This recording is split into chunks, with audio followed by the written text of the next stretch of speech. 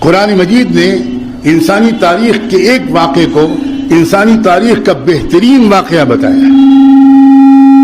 نحن نقص علیک احسن القصص، بہترین واقعہ یوسف علیہ السلام کا.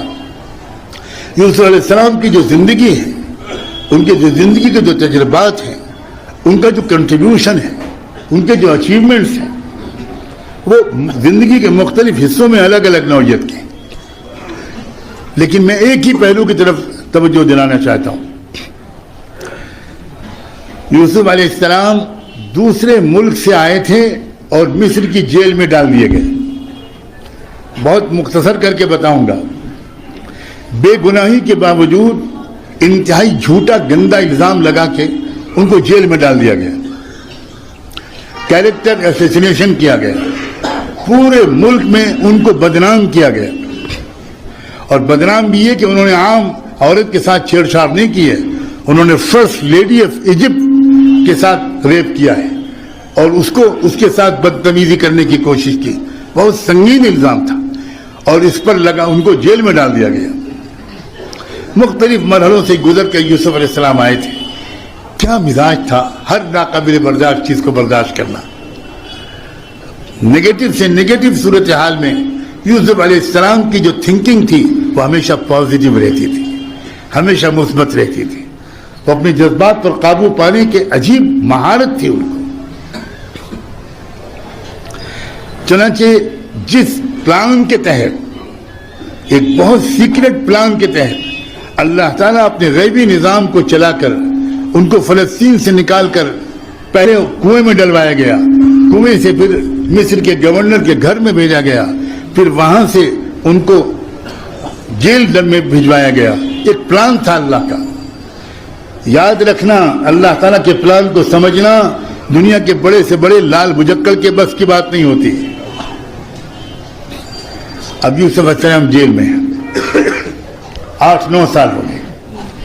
جب ان کی تربیت مکمل ہوئی اور ایک بہترین پرسنالٹی ڈیولپمنٹ ہو گیا، ان کا ایک شاندار کنسٹرکٹیو آدمی بن گئے، میچور ہو گئے، تو اللہ تعالیٰ نے اب فیصلہ کیا کہ اب دیکھو میری قدرت کا تماشا، اب دیکھو میری سیکریٹ پلاننگ کہ یوسف کو کس پلاننگ کے تحت میں یہاں لایا. اب بادشاہ نے ایک خواب دیکھا اور خواب کی تعبیر اس کے پنڈت لوگ نہیں بتا پا رہے تھے.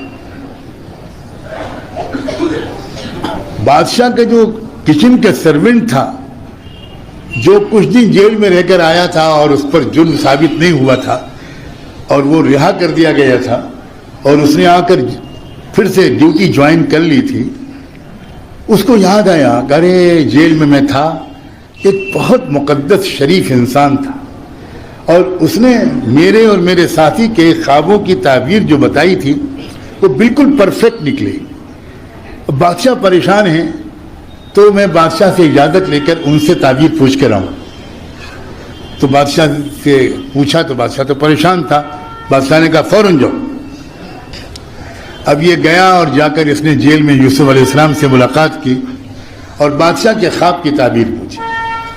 صاف صاف یہ بتایا کہ نہیں بتایا کہ یہ بادشاہ کا خواب ہے، یہ قرآن میں ذکر نہیں، لیکن خواب بتایا اور خواب کی تعبیر پوچھی.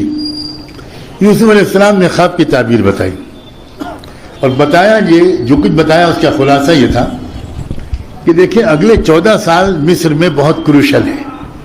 7 سال تو اچھی پیداوار ہوگی، اس کے اگلے 7 سال پیداوار نہیں ہو پائے گی. اس لیے میرا مشورہ ہے، خالی تعبیر نہیں بتائی، مشورہ یہ ہے کہ 7 سال کی جو کراپس ہیں، جو پروڈکشن ہے، جو غلے کی پیداوار ہے، اس کو اس طریقے کے ساتھ پروفیشنل انداز سے کنزیوم کیا جائے کہ یہ 7 سال کے بجائے 14 سال تک کام کرے. اور ترکیب بھی بتائی کہ غلے کے اندر سے بالیوں کے اندر سے گیہوں کا دانہ اتنا ہی نکالا جائے جتنا 1 سال کی ضرورت ہے، کیونکہ بالیوں کے اندر دانہ رہے گا تو وہ کیڑے نہیں لگیں گے، اگر نکل گیا تو وہ خراب ہو جائے گا. کتنی سائنٹیفک اور پروفیشنل ترکیب ہے. یوسف علیہ السلام نے یہ نہیں کہا کہ تم یہ وظیفہ پڑھ کے پھونک دینا. جی ہمارے یہاں لوگ عام طور پر بس بوتل ہی لے کر آتے ہیں. سب مکاریاں کرتے رہے, شروع ہو گیا سب. لا حول ولا قوت. یہ ہمارے پڑوس کے پنڈتوں کا اثر آیا ہے. اسلام بے شک دعا پر یقین رکھتا ہے, آیات کلام کی معجزانہ طاقت پر یقین رکھتا ہے, لیکن اسلام یہ کہتا ہے پہلے جو کر سکتے ہو کرو, اس کے بعد اللہ سے دعا مانگو. چنانچہ یوسف علیہ السلام نے ترکیب بتائی. وہ شخص آیا, تعبیر بھی بتا دی اور وہ مشورہ بھی پہنچا دیا. اب بادشاہ تو یہ سن کر حیران رہ گیا کہ بھائی یہ تو کوئی غیر معمولی آدمی ہے, اس نے تعبیر بھی بتائی اور میرے مسئلے کا, میرے ملک کے کرائسس کا حل بھی بتا دیا. حالانکہ یہ جو تو جیل میں پڑا ہوا ہے, اس کو تو غصہ ہونا چاہیے تھا. آپ سمجھ رہے ہو بات, یہ کون کیریکٹر کا آدمی ہے؟ تو بادشاہ نے فوراً محسوس کیا اور کہا کہ بھائی اس کو رہا کرو, میں رہائی کا حکم صادر کرتا ہوں. فوراً جاؤ. سرکاری افسروں کو بھیجا اور کہا کہ فوری طور پر جیل سے نکال کر باعزت رہائی کے ساتھ یہاں میرے پاس لاؤ. اب جیل کے آفیسرز کے پاس پہنچے, بادشاہ کے آفیسرز, اور رہائی کا پروانہ ساتھ میں. یوسف علیہ السلام کو طلب کیا گیا, مبارکباد دی. کہے کہ مبارکباد دے رہے ہو؟ انہوں نے کہا آپ کی رہائی کا حکم آیا ہے حکومت کی طرف سے, اب آپ رہا ہو رہے ہیں. سلام ہو یوسف علیہ السلام پر. انہوں نے کہا نا, میں اس طرح جیل سے باہر قدم نہیں نکالوں گا. 9 سال تقریباً ہو گئے, مجھ پر ایک الزام لگا تھا, آج تک اس کا انویسٹیگیشن نہیں ہوا. جب تک اس کی تحقیقات نہیں ہوگی اور میں مجرم یا بے خطا ثابت نہیں ہوں گا, تب تک میں جیل سے باہر نکل ہی نہیں سکتا. مجبوراً وہ لوگ واپس گئے اور بادشاہ سلامت جو انتظار میں ٹہل رہا تھا, اس کو حیرت ہوئی یہ سن کر کہ اس نے جیل سے نکلنے سے انکار کر دیا. اس نے کہا پہلے میرے معاملے کی تحقیق کی جائے.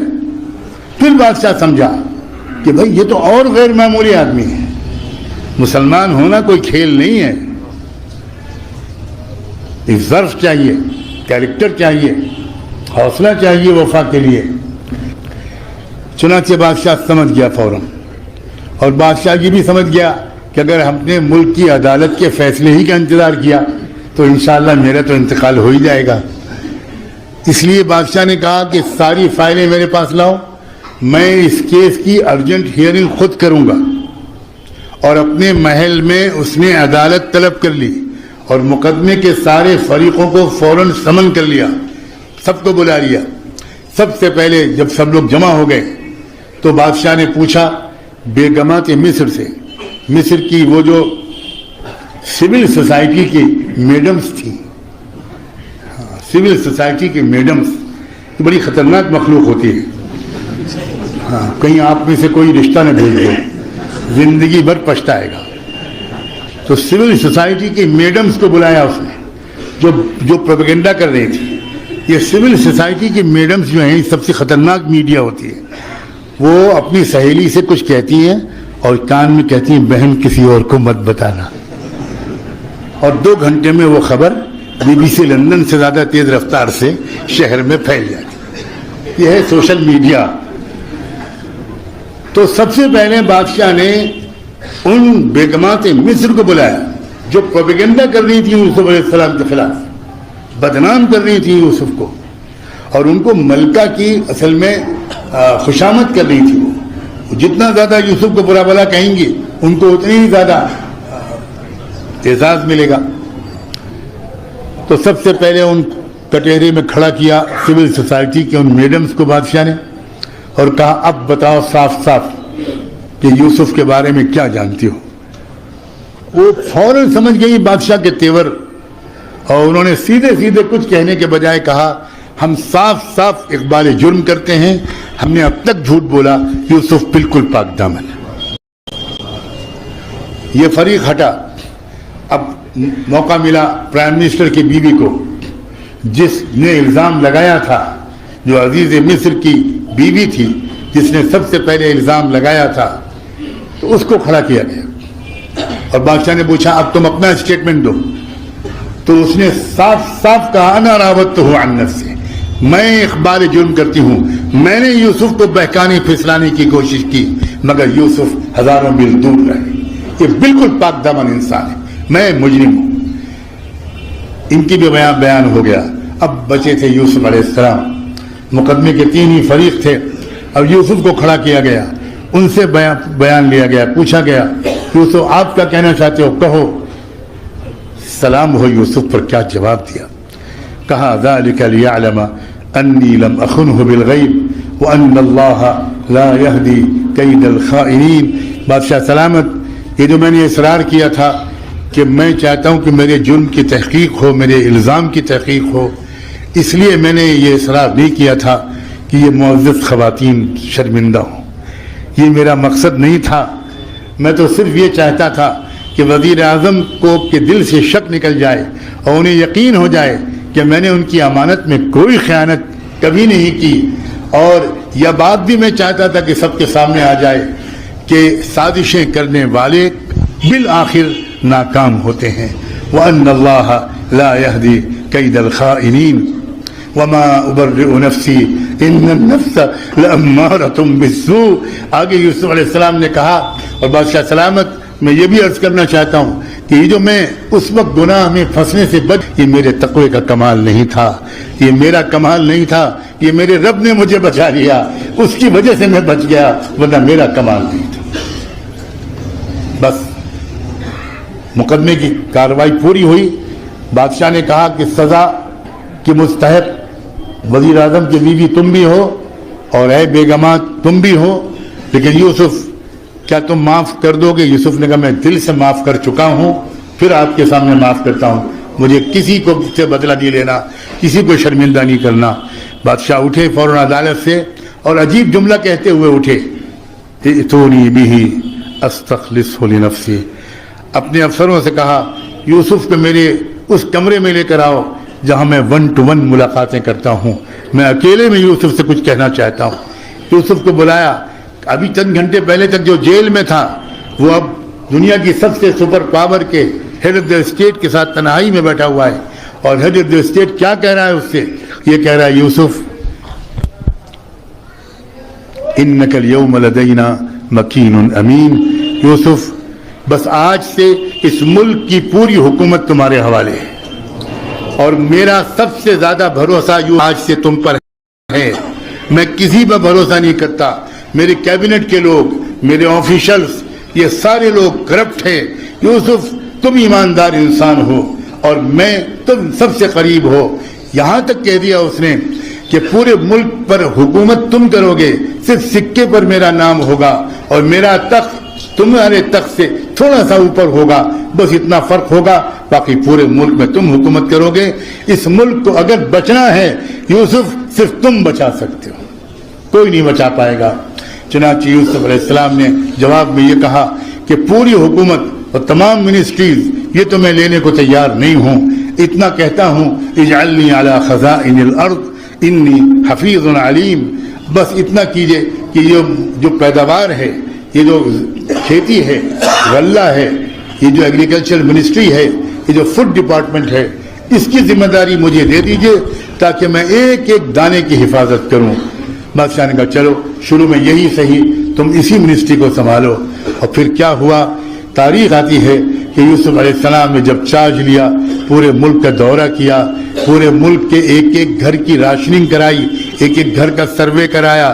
بہت کم لوگ جانتے ہیں کہ پبلک ڈسٹریبیوشن سسٹم جس کو راشننگ کہتے ہیں, دنیا کی تاریخ میں سب سے پہلے اس کی شروعات یوسف علیہ السلام نے کی. اور ایک ایک گھر کا سروے کروایا اور ایک ریسرچ کروایا انہوں نے. سنو نوجوانوں, ریسرچ کروایا کہ آخر یہ پیداوار کی کمی کا سبب کیا ہے, کیا مسئلہ کیا ہے. پتہ چلا کہ پانی کا مسئلہ ہے. پانی جو ہے سوڈان سے آتا ہے, نارتھ سے آتا ہے. اگر وہاں سے پانی کے آنے میں کمی ہو گئی تو ہمارے ملک کی پیداوار کم ہوگی. تو یوسف علیہ السلام نے تاریخ کا ایسا کارنامہ انجام دیا کہ 1000 دن میں ایک بہت بڑی نہر نارتھ سے ساؤتھ تک کھدوائی. آپ میں سے پڑھے لکھے لوگ, آپ اگر گوگل میں صرف اتنا سرچ کریں کہ کینال آف جوزف, آپ اتنا ڈال دیں کینال آف جوزف, کینال کہتے ہیں نہر کو, جوزف کہتے ہیں یوسف علیہ السلام کو, کینال آف جوزف, اگر آپ ڈال دیں گے گوگل میں تو آپ کے سامنے میپ نکل آئے گا، امریکن سائنٹسٹ اور انجینئرز کا یہ آرٹیکل نکل آئیں گے کہ دنیا کی تاریخ میں اس سے بڑا اریگیشن انجینئرنگ کا کوئی پروجیکٹ کبھی نہیں بنا ہے۔ یہ ہے، میں آپ سے کیا کہنا چاہتا ہوں، یہ واقعات نہیں سنانا چاہتا، کاش کہ آپ اپنی ہمت کو بلند کریں، آج نہیں تو کل، کل نہیں تو پرسوں، جب تک کہ محمد الرسول اللہ کے غلام آپ جیسے لوگ اس ملک کو بچانے کے لیے نہیں کھڑے ہوں گے، اس ملک کو بچنے کا کوئی امکان نہیں۔ ہمارے دل میں بدلے کی کوئی بھاونا نہیں ہے، یہ ملک ہمارا بھی ہے، اس ملک کو بچانا، اس ملک کو بربادی سے بچانا، رسوائی سے بچانا، ڈراؤٹ سے بچانا، پانی کی کمی سے بچانا، سول وار سے بچانا، خانہ جنگی سے بچانا، بدامنی سے بچانا، اور کوئی نہیں کر سکتا، کسی کا دل اتنا بڑا نہیں ہے، اگر بڑا ہو سکتا ہے تو محمد رسول اللہ کے امتی کا